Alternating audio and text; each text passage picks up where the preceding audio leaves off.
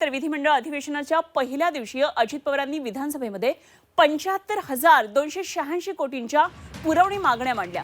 पुरवणी मागण्यांचा हा आकडा राज्याच्या इतिहासातला दुसरा सर्वात मोठा आकडा आहे। जून 2024 मध्ये 94,889 कोटींच्या पुरवणी मागण्या मंजूर करण्यात आल्या होत्या।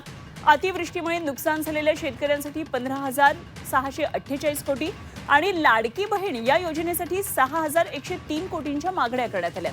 दरम्यान या विक्रमी मागण्यांवरून विरोधकांनी सत्ताधाऱ्यांवर घणाघाती टीका केली आहे। 75,000 कोटींच्या पुरवणी मागण्या या वित्तीय शिस्त बिघडल्याचं उदाहरण असल्याची टीका विरोधकांनी केली आहे।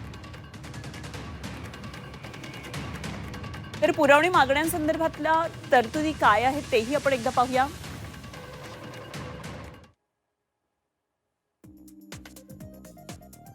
तर महसूल आणि वन 15,271 कोटींची मागणी केली आहे। उद्योग, ऊर्जा आणि कामगार 9,205 कोटींची तरतूद आहे। पुरवणी मागणीतली तरतूद आपण पाहतोय।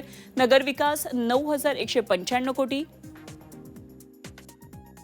तर सार्वजनिक बांधकाम 6,347 कोटी, महिला आणि बालविकास 5,024 कोटी,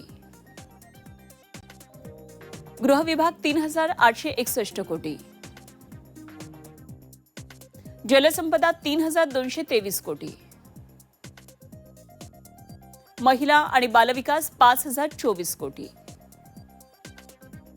केवळ 75,000 कोटीच्या पुरवणी मागण्या या पटलावर आणायच्या, मताला टाकायच्या आणि मंजूर करून घ्यायच्या, यासाठीच केवळ हे नागपूरचं अधिवेशन आहे।